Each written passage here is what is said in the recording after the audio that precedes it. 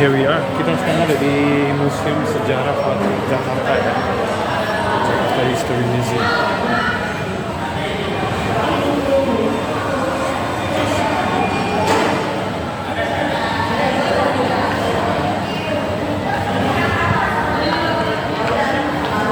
Oke Pak, boleh kita? Hai. Siapa sih? Oke, startnya kita dari mana dulu Pak? Ya, kita sebenarnya dari awalnya itu adalah pembuatan gedungnya. Oke, Sejarah gedungnya. sejarahnya ya, terutama Ya, yang sejarah gedung. terutama yang apa tuh penjara yang dulu terkenal apa sih di bawah. Iya, nanti itu di akhir statement Pak. Karena sebelum penjara kan kita harus Oke, sejarah gedung dulu, step by step ya. fungsi-fungsinya, Iya, iya. koleksinya baru kita berputar ke penjara. Oke Pak, Bapak dulu Pak. Iya. Oke, ya kita dipandu oleh Pak. Bapak siapa Pak? Saya Pak Bendi. Pak Bendi, oke. Ya. Pak Bendi ya, silakan Pak Bendi. Baik, kita kemari. Oke, yuk. Mari Pak. Nanti sebelum penjaranya, Oke. kita masuk ke. Oh, baik Pak, iya. Kita jelaskan tentang sejarah gedung. Oke, boleh.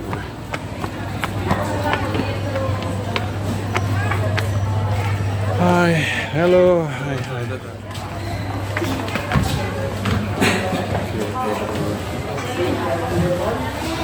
Oke, Pak Benny bisa Jadi dijelaskan. di sini kita berdiri. Di sini ada papan peringatan yang menjelaskan tentang sejarah berdirinya gedung ini. Jadi ini dalam bahasa Belanda ya. Iya. Ya, this Stadhuis Landfabriek artinya adalah dulu gedung ini digunakan sebagai kantor balai kota atau Stadhuis, yang mana gedung ini dibangun pada tanggal 25 Januari tahun 1707 pada masa pemerintahan Gubernur Jenderal Johan van Horn. Oke. Yang kemudian diselesaikan pada tanggal 10 Juli tahun 1710 pada masa pemerintahan Gubernur Jenderal Abraham van Wickelen. Nah, jadi bukan namun gedung ini bukan hanya sebagai balai kota saja. Gedung ini juga difungsikan sebagai kantor Dewan Pengadilan VOC di Batavia masa itu. Oke. Ya, jadi makanya mungkin kita mendengar bahwa gedung ini ada penjara bawah tanahnya. Iya, nanti betul. kita akan Oke, menemukan. boleh Pak Benny. Ya. Oke. Ya, silakan Baik, Pak. selanjutnya kita Ya. masuk ke ruangannya. Oke, baik.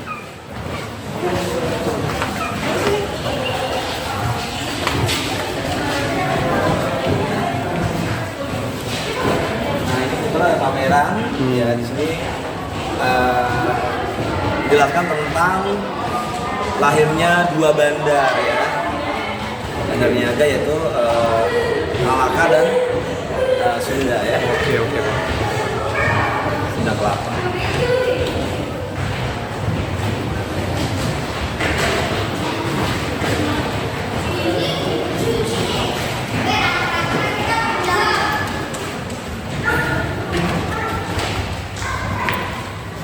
Nah, kita masuk. Di sini ada namanya ruangan interaksi dengan bangsa Eropa. Ya, jadi memang kerja sama bangsa Indonesia itu Iya. pada masa Nusantara sudah pernah berlaku. Artinya pertama kali sudah adanya kerjasama dengan bangsa Portugis yang ditandai dengan sebuah prasasti, Prasasti, ya. namanya Prasasti Padrau pada masa kerajaan Sunda. Ya. Perjanjian ini tercatat pada tanggal 21 Agustus tahun 1522 yang mengisahkan bahwa kerajaan Sunda yang bekerjasama dengan Portugis ada beberapa syarat.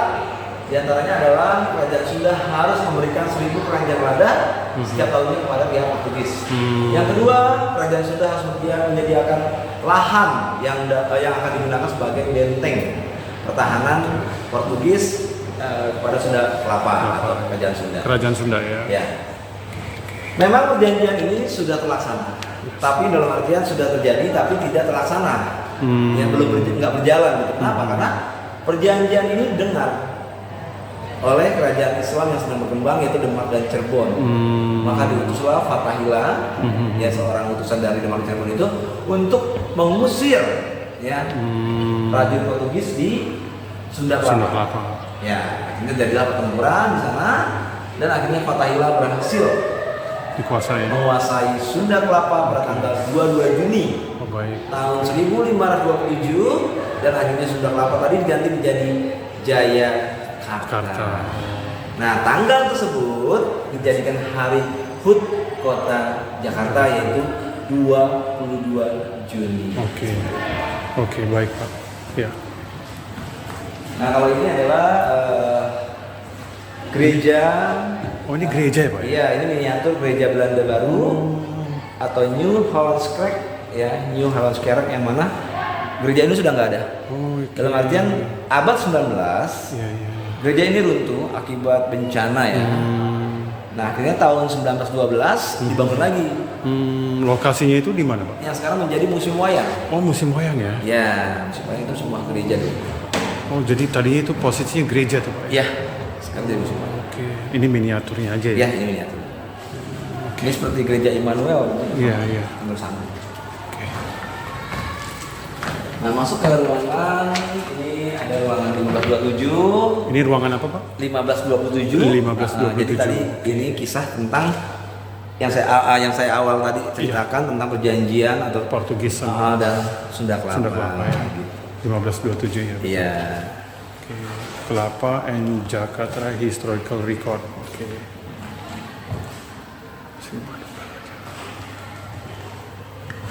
Jadi kalau mau lebih lengkapnya ya pengunjung bisa datang langsung ya Pak ya. Betul. Membaca-baca semuanya di sini ada lengkap.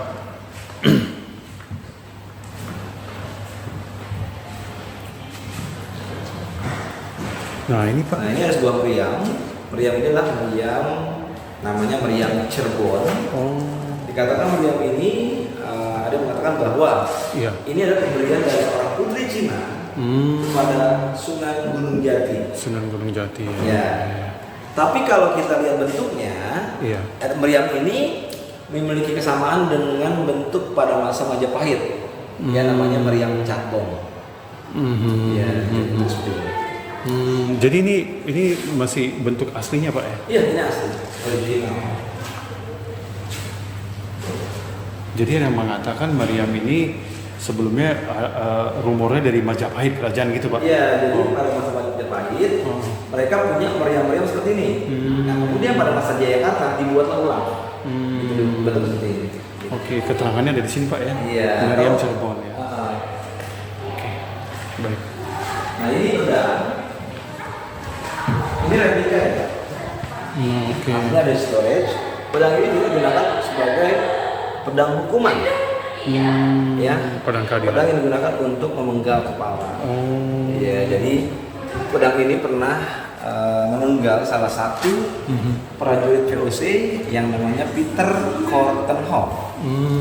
Kenapa dia dipenggal? Karena dia dikatakan berzina dengan anak angkat Gubernur Jenderal Jan Pieter Soenkoen yang namanya Sarah Spree. Jadi karena dulu kan kalau seorang namanya bangsawan ya, Gubernur Jenderal punya anak angkat, kemudian pacaran dengan seorang prajurit itu kan ada batasan ya. Betul. Mereka tidak suka atau bagaimana, akhirnya mereka diadili dan yang laki-lakinya Peter Kortenhoff itu dipenggal seperti ini, sedangkan yang wanitanya itu dicambuk di depan halaman balai kota dan hukuman dulu selalu dipertontonkan untuk masyarakat Batavia.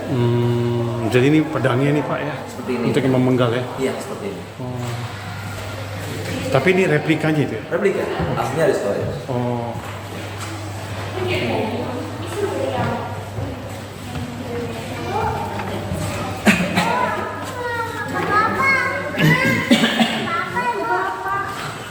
Nah, kalau ini adalah kapal pinisi.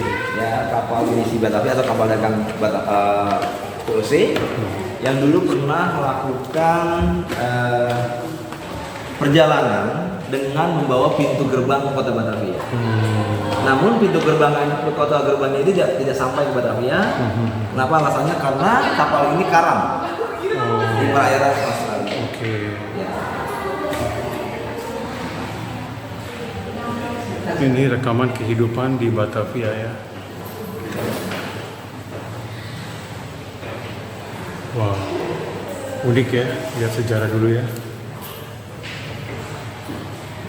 Masih asli.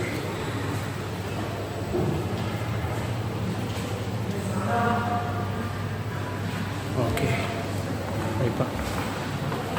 Nah, ini awal berdirinya VOC. Jadi VOC itu adalah Ferry Cindy Company atau VOC ini Perusahaan dibuat tahun 1602, tepatnya tanggal 20 Maret tahun 1602. Jadi gini, dulu sebelum adanya VOC atau Kongsi Dagang Belanda, mereka saling bersaing dengan harga. Ya, saling bersaing satu sama lain. Kemudian dibuat sebuah Kongsi Dagang Belanda yang bernama VOC untuk mengurangi persaingan mereka. Gitu. Nah, VOC sendiri kemudian melakukan kerjasama dengan wilayah Kerajaan Jayakarta. Nah, ini ada tahun 1610 pertama kali ya, yang diwakili oleh Jacques Hermit ya, sebagai pemegang amanat dari Raja Belanda ya, yang bertemu dengan Raja atau Pangeran Jayakarta. Nah, 1615 Inggris dengan Kongsi Dagangnya Inggris atau EAC melihat Belanda atau VOC melakukan kerjasama dengan Jayakarta. Inggris melakukan hal yang sama, melakukan kerjasama dengan Pangeran Jayakarta. Namun, ya, 1619 karena persaingan politik dagang antara Inggris dan VOC membuat kisruh. Kenapa? Karena memang VOC itu selalu melakukan kecurangan-kecurangan. Ya, jadi syarat-syarat mutlak yang diberikan oleh Jayakarta itu selalu ditepati. Baik. Akhirnya Inggris dan Jayakarta itu pernah mengepung benteng VOC. Ya. Yang kemudian Gubernur Jenderal Jan Pieterszoon itu berhasil melarikan diri ke Maluku. Nah, tak lama, tahun 1619 akhirnya Jan Pieterszoon datang kembali dengan 1.000 pasukannya, tepatnya pada tanggal 12 Maret tahun 1619, membumi hanguskan kota Jayakarta.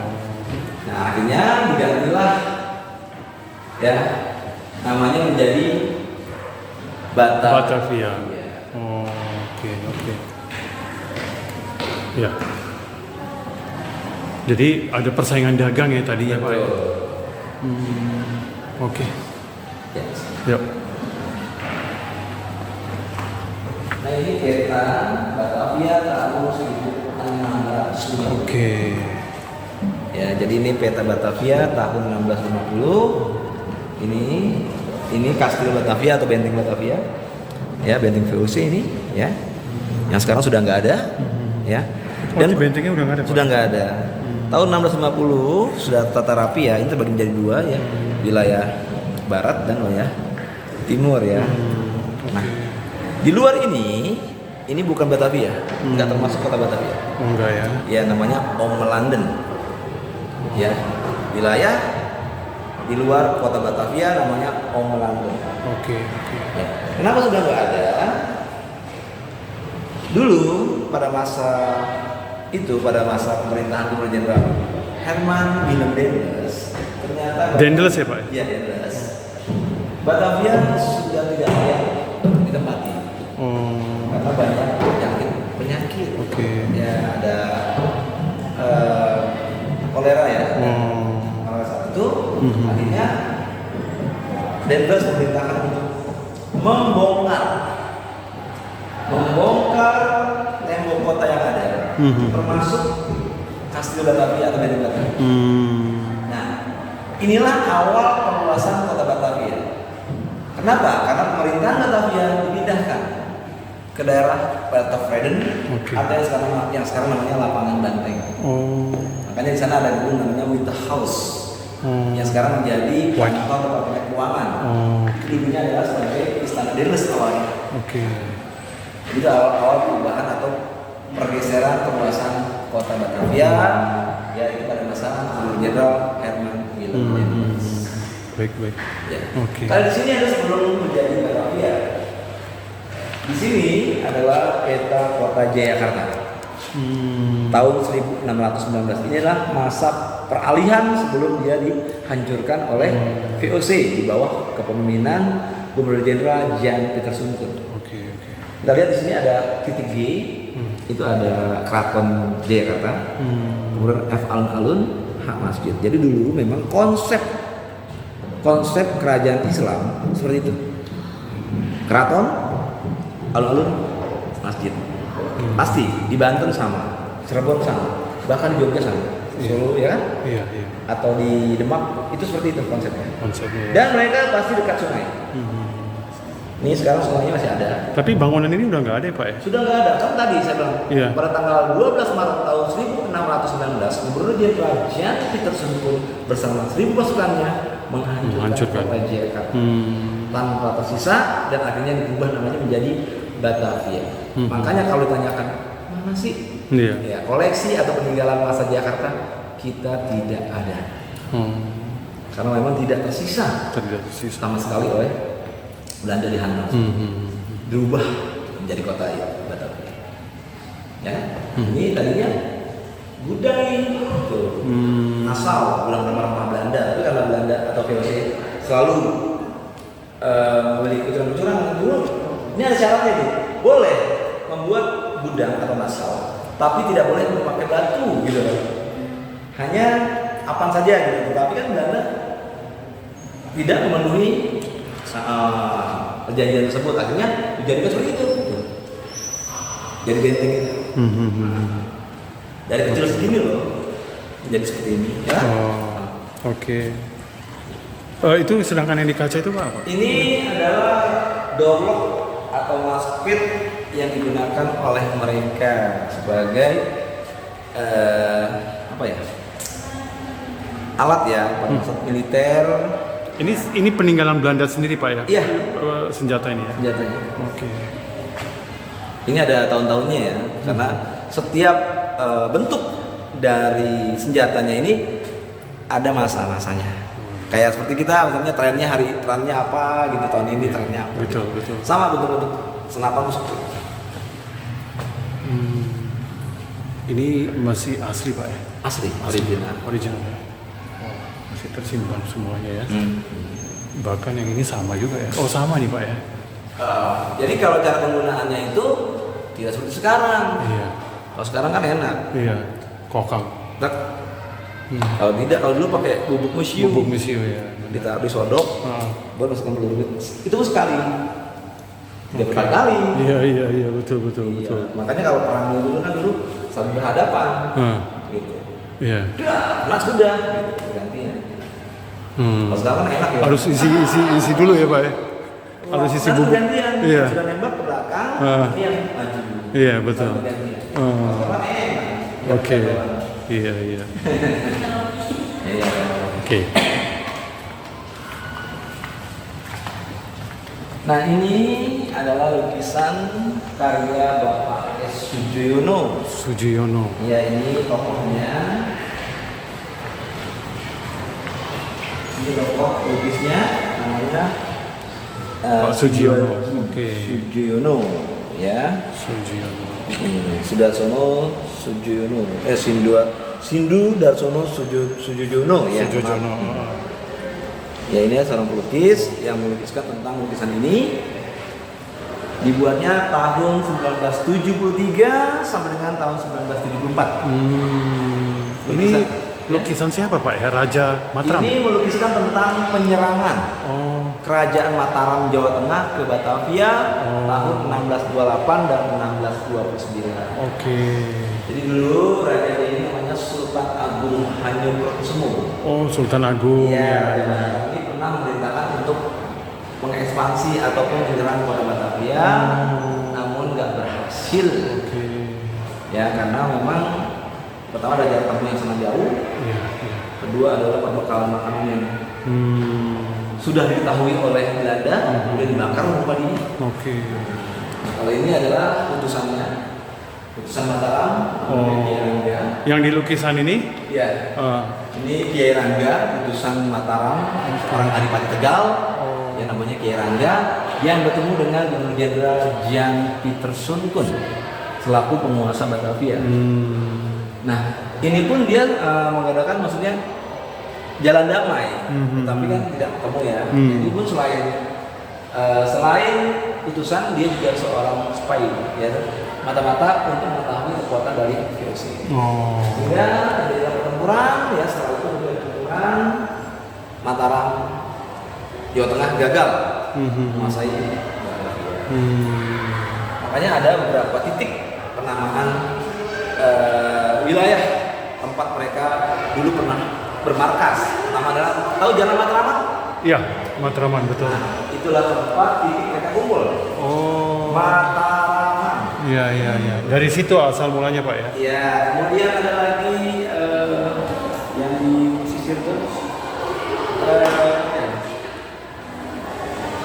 yang di laut. Saya lupa ya. Kalau ini apanya nih Pak? Kalau ini mimbar masjid. Oh, mimbar masjidnya. Ini kepunyaan dari Sultan Agungnya sendiri? Bukan. Ini nggak ada kaitannya. Oh, nggak ada ya? Jadi mimbar masjid ini dulu adalah tempatnya di daerah Masjid Kampung Baru. Oh, Ya. Kampung Baru. Nah, ini dulu difungsikan untuk penyebaran agama Islam di luar kota Batavia. Oh. Jadi untuk penyebaran agama Islam itu bukan di dalam kota Batavia, melainkan di luar kota Batavia. Kenapa? Karena dulu pedagang bijak dengan pimpinan kabarnya yang Islamnya itu sebelum datang ke dalam kota Batavia, mereka menunggu atau stay di sana. Kenapa? Menunggu surat namanya passion gitu. Kalau sama kan bisa menunjukkan ya. Yang pertama bisa menunjukkan namanya passion. Jadi kalau sudah ada passion ataupun surat keterangan, mereka baru bisa masuk ke kota Batavia. Gitu. Makanya di daerah Jembatan Kambing ya, itu ada beberapa masjid-masjid tertua ya, daerah Koja. Nah, itu ada Masjid Anawir, Masjid Langgar Tinggi. Nah, mereka itu lagi dikumpul dari sana awalnya sebelum masuk ke kota Batavia sambil menyebarkan atau berdakwah Islam. Gitu. Oke. Jadi tadi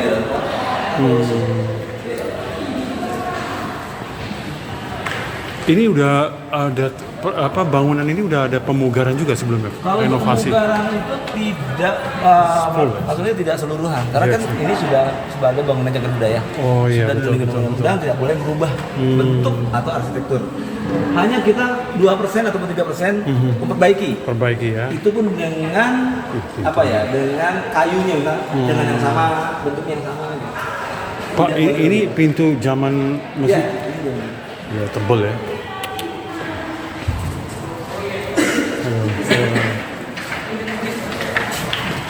Hai. Halo. Ini juga masih asli. Ini masih asli nih Pak? Ya, ini batu andesit bukan dari Indonesia, bukan dari Nusantara, tapi dibawa dari daerah Coromandel, India Selatan. India Selatan. Ya.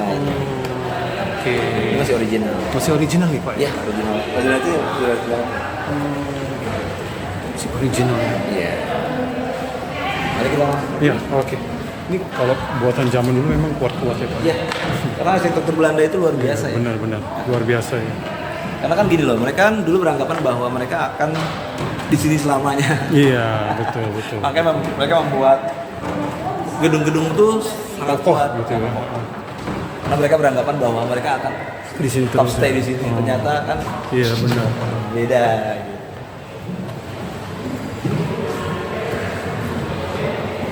Jadi kita naik lantai 2. Oke. Ini pun sama, ya, ini masih asli. Oh, ini masih original nih Pak ya, tangganya Pak ya. Ini Kalau kayunya kita lihat mengambil yang di kelenteng ya. Ya, jadi ternyata gedung ini ada pengaruh budaya lain. Selain arsitektur Eropa, ada pengaruh budaya Asia. Makanya disebutnya Indis. Arsitektur dengan gaya Indis. Nah, ini dia. Ya. Kita naik lantai 2. Oke. Original. Oke. Kayunya. Kayunya masih asli nih Pak ya. Jadi ini setuan Cina ya. Nuansanya nuansa Cina gitu Pak. Betul. Jadi memang dulu pernah diangkat seorang kapiten pertama di Batavia, seorang Tionghoa, namanya Bukan Laksmana. Soe Bengkong. Namanya Gubernur Jenderal Soe Bengkong. Oke. Itu ada makamnya di Jalan Jayakarta. Oh itu bukan Laksamana Cheng Ho ya? Bukan ya? Bukan, Laksamana beda ya? Cheng Ho itu yang di Semarang. Oh ini Semarang, iya. Oke. Laksamana Cheng Ho. Iya.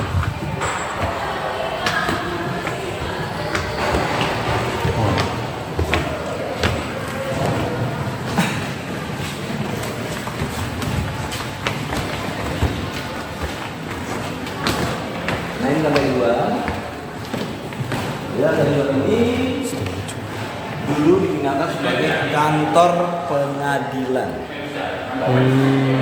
Oh, jadi ya tadi Papa sempat jelaskan ya kantor pengadilan juga ya. Iya. Baik, kita ke ruang balkon. Oke. Nah, jadi fungsi balkon ini Ada dulu balkon ini ya. digunakan oleh para hakim dan gubernur jenderal untuk menyaksikan serta mengendalikan jalannya hukuman mati. Hukuman mati dilaksanakan di area depan. Oke. Dalam artian di plaza-nya nih, sebelah kiri. Di bawah sebelah kiri. Bukan sono ya? Iya, sebelah kiri ini, Depannya. halaman ini ya Pak ya. Sebelah kiri sini. Dan masyarakat Batavia berbondong-bondong untuk menyaksikan jalannya hukuman mati di sini, di depan. Dengan apa caranya mengundangnya? Pakai di atas gedung ini ada sebuah lonceng besar. Dulu masyarakat Batavia menyebutnya sebagai lonceng kematian. Itu dibunyikan sebagai tanda agar masyarakat Batavia untuk menyaksikan jalannya hukuman mati. Lonceng itu masih ada Pak? Masih Pak? Oh, masih disimpan.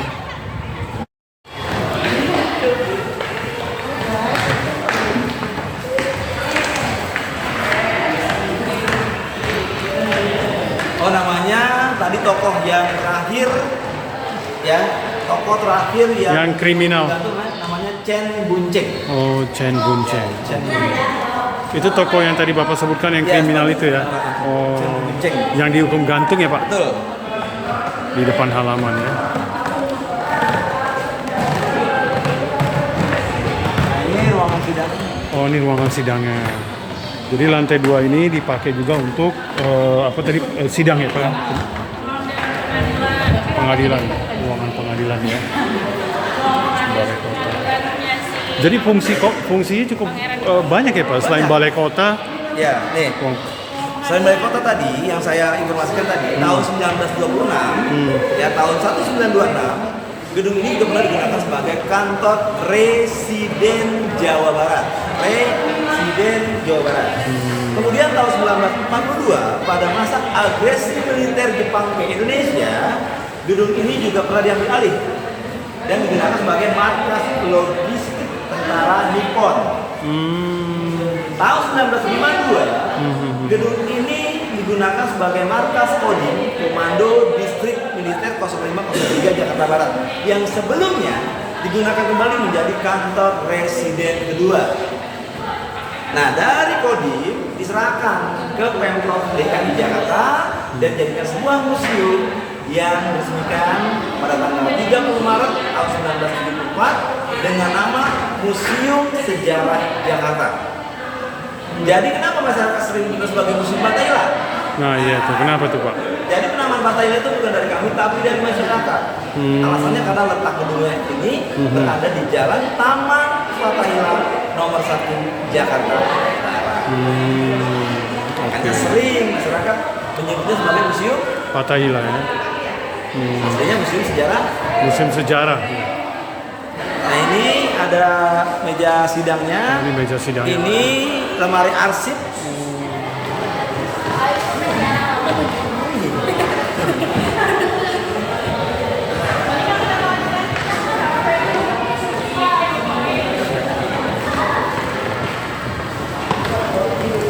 Masih asli Pak ya? Asli.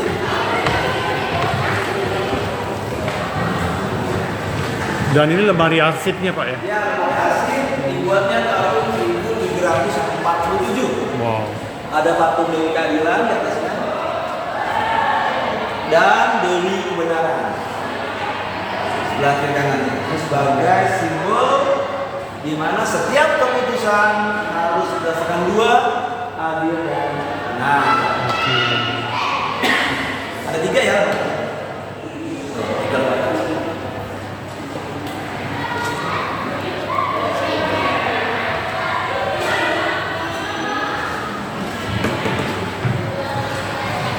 Lemari buku, bookcase, sip and scarf. The little bookcase used in Justice Council office. The council first had its office in the Castle of Batavia and then move to the town bla bla bla bla bla. Oke, ini lemarinya nih ya. Wow. Luar biasa. Masih asli ya. Wow. Please do not touch nor put things on the collection. Ini lemarinya banyak. Jadi ini ruang sidang ini dulu Pak ya? Ya, jadi di sini di meja ini Iya. ada 2 pahlawan Indonesia yang pernah divonis, tapi bukan hukuman mati, melainkan hukuman pemasingan. Yaitu pertama adalah wanita, seorang pahlawan wanita dari Aceh Cut yang Nyadin. namanya Cut Nyadin. Ya, pernah disidangkan di sini untuk dipindahkan kemana? Ke Sumedang. Sumedang. Ya Sumedang sampai beliau meninggal tahun 1908 di Sumedang. Yang kedua adalah Pangeran Diponegoro. Disidangkan di sini untuk memasukkan ke daerah Makassar. Ya, sampai beliau meninggal seperti itu. Oke. Nah, kalau ini adalah Gubernur. Gubernur Jenderal VOC, namanya adalah Petrus Albertus van der Para. Ya, dia menjabat tahun 1761 sampai dengan tahun 1775. Yang rumahnya saat ini masih ada. Oh, rumahnya masih ada Pak ya? Ya, dan digunakan sebagai rumah sakit Pusat Angkatan Darat atau RSPAD atau Gatot Subroto di daerah Senen. Oke. Ya. Oke. Nah, kita masuk ke ruangan sebelahnya. Selanjutnya di sini ada sebuah kejadian. Jadi dulu Geger pecinan ya. Saya jadi sempat. mungkin masyarakat itu pernah mendengar tentang pembantaian etnis Tionghoa atau geger pecinan pada tahun 1740 pada masa pemerintahan Gubernur Jenderal yang namanya Adrian Falkenir ya, pada tahun 1740. Jadi kenapa sih terjadi hal itu? Iya. Itu awalnya hanya sebagai penutupan pengiriman pabrik gula. Yang menyebabkan pasti dong Pengangguran ya. PHK, banyaknya pengangguran.